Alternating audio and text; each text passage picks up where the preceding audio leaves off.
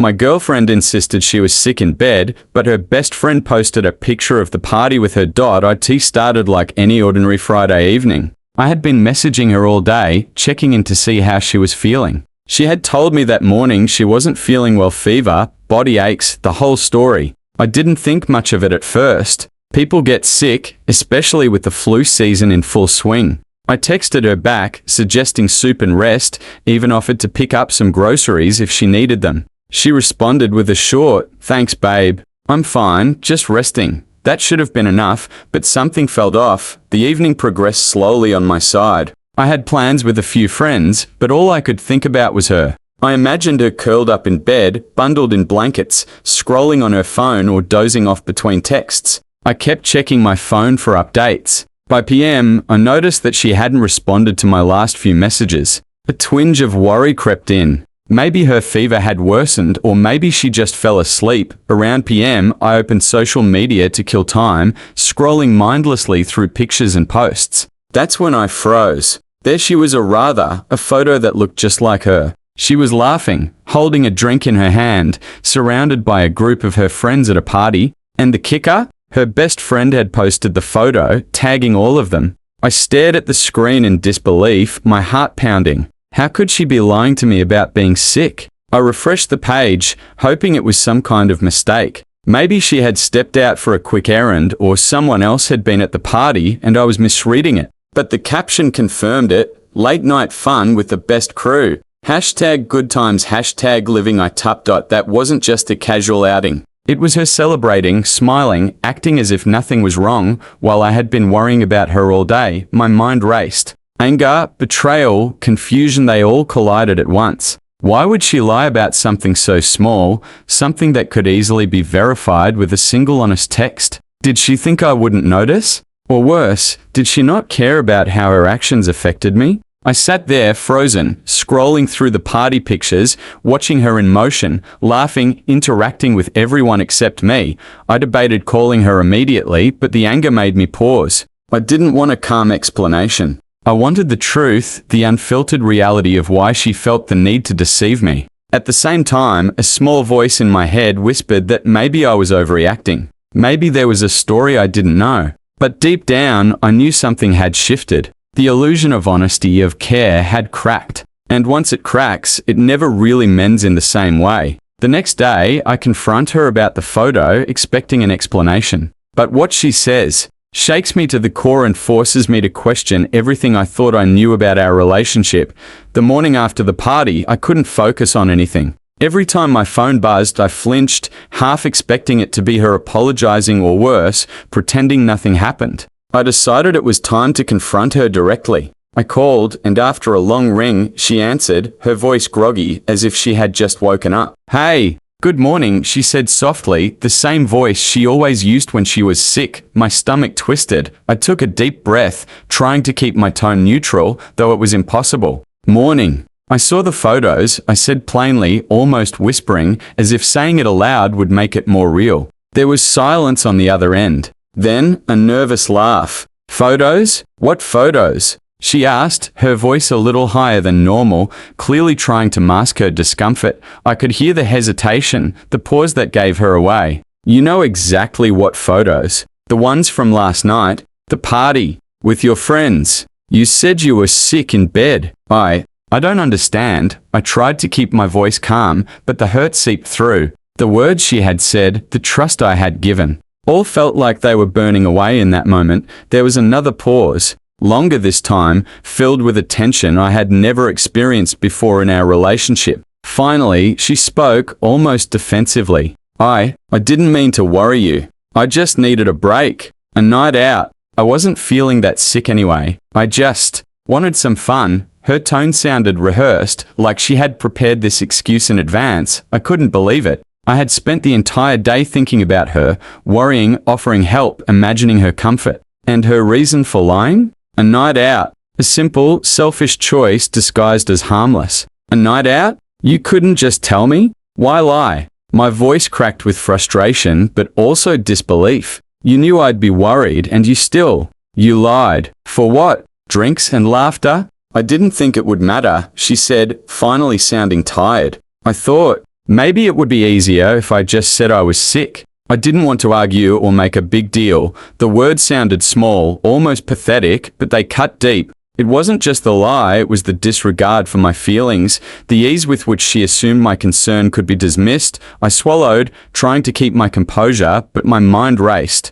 This wasn't just about one night or one lie. It was about trust, honesty, and respect. How could someone pretend to be vulnerable in front of you, knowing the truth was far from it? I felt betrayed, manipulated, and used. By the end of the call, I didn't have answers. Only questions, spinning wildly, refusing to settle. I realized that this relationship had hidden layers I hadn't seen before, layers of deception and avoidance. And as I hung up the phone, staring at the ceiling, I wondered if she could lie about something so simple, what else could she be hiding? Later that day, I uncover a shocking chain of messages on her phone, messages she never expected me to see. The truth behind her night out is far more complicated, and it changes everything I thought I knew about her circle of friends. The unease from the morning lingered like a shadow over the entire day. I couldn't focus at work, and every time my phone buzzed, my heart jumped. Something in me told me I wasn't getting the full story. I tried to push it aside, telling myself not to obsess over it,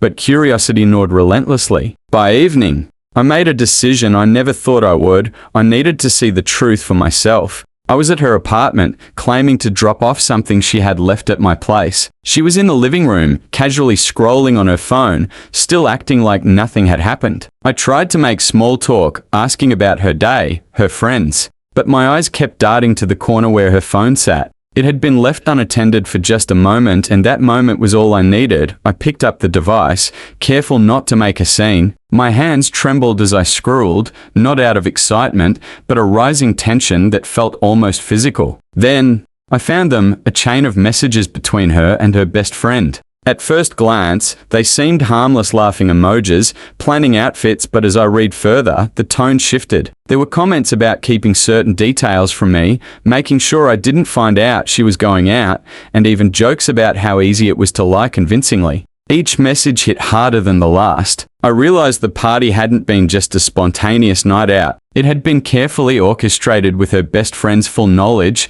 designed to keep me in the dark. The betrayal cut deeper than I had imagined. It wasn't just the lie, it was the complicity, the deliberate planning behind it. I paused, letting the phone rest in my hands. My mind was spinning. I had trusted her, cared for her, and all that time, she had treated me like a fool. Anger boiled inside me, hot and unrelenting, mixed with a bitter sadness I couldn't shake. How could someone I loved so much be so calculating? But the messages didn't stop there. There were hints of other nights, times when she had stayed in but had actually been somewhere else. Patterns I had missed, excuses I had accepted blindly. A history of deception carefully hidden beneath smiles and tender words. It was as if my entire perception of the relationship had been a beautifully constructed illusion, one I had believed in completely. By the time she walked back into the room, I was numb, the phone trembling slightly in my hands. I just wanted to check something, I muttered,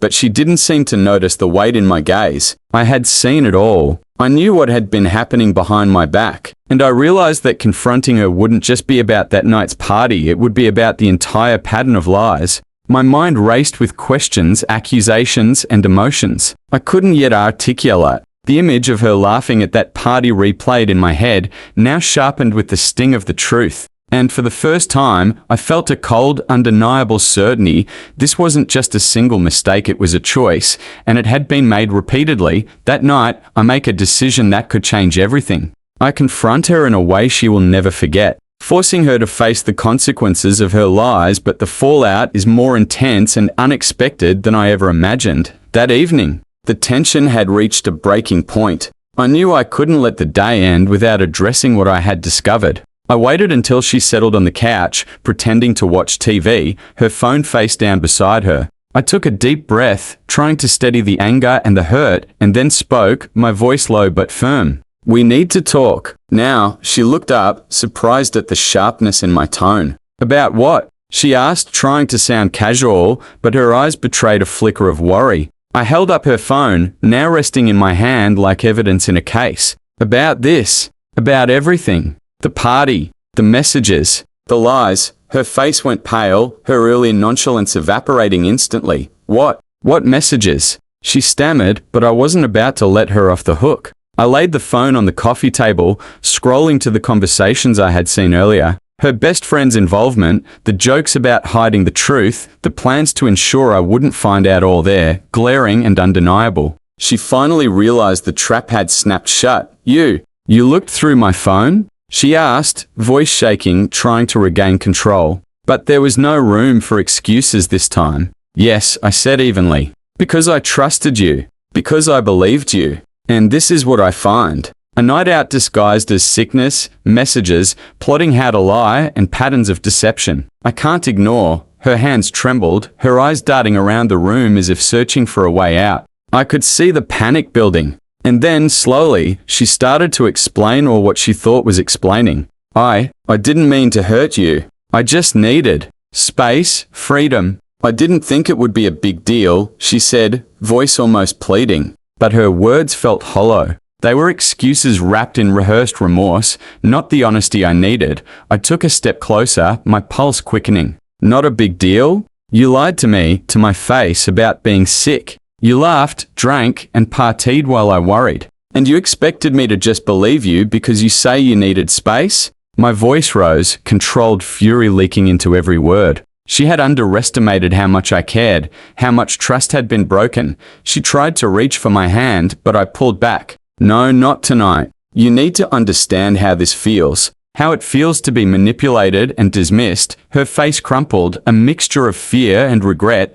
but it didn't erase the betrayal. The emotional wound was already carved deep. Finally, I realized this confrontation wasn't about yelling or punishment. It was about clarity, about facing the reality I had avoided for too long. I needed to decide if this relationship could survive the deception or if it was already over. And deep down, I knew the answer wasn't simple. It was gut-wrenching, painful, and yet necessary. By the time she left the room, silence filled the apartment. I sat alone, heart still pounding, staring at the empty couch, knowing that the coming days would force both of us to confront decisions that couldn't be undone. Trust, once broken, demands either repair or release. And tonight, I had reached the point of no return. The next morning brings a revelation that no one saw coming. A final twist forces a choice that will determine the fate of the relationship and my own sense of self-respect.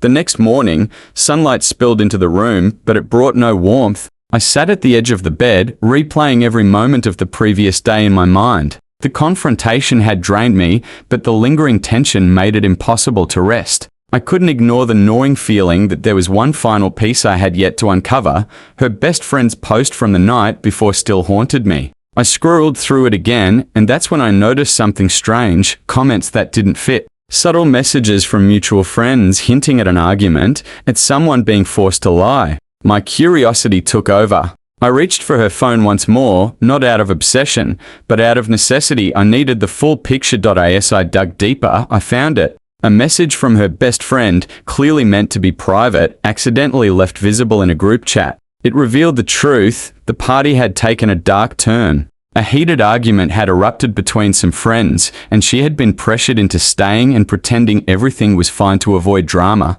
She hadn't gone out for carefree fun. She had been trapped in a situation she couldn't escape without causing chaos. Suddenly, the story changed. The betrayal I had felt, the deliberate lies, shifted into something more complicated. She had still lied, yes, but the lie was layered over fear, manipulation, and peer pressure. Her best friend, the one who posted the photo, had twisted events to make it seem like carefree fun while shielding the drama. The realization made my anger mingle with confusion. I had judged too quickly, assumed malice where there might have been entrapment. When she came out of her room later, looking sheepish and exhausted, I confronted her gently this time. I saw the messages, I said, my voice softer. It wasn't just a party. You were pressured? She nodded, tears brimming, relief and guilt mingling. I didn't want you to worry, but I also didn't know how to tell you without causing more problems, she whispered. I took a deep breath, trying to process it all. My mind ran through the hurt, the deception, the anger, but also the relief, the understanding of the truth behind it.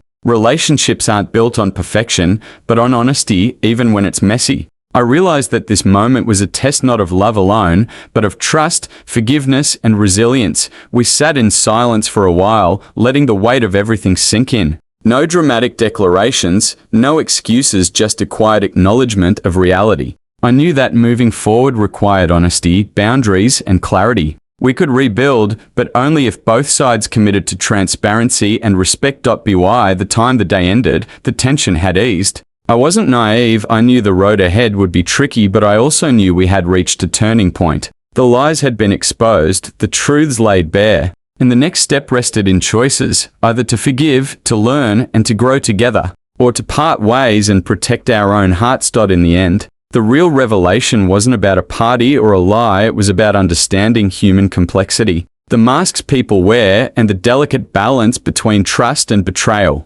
And as I finally set her phone down and looked out the window at the quiet street, I knew that whatever happened next, I had found clarity, and that clarity was worth more than any illusion of perfection.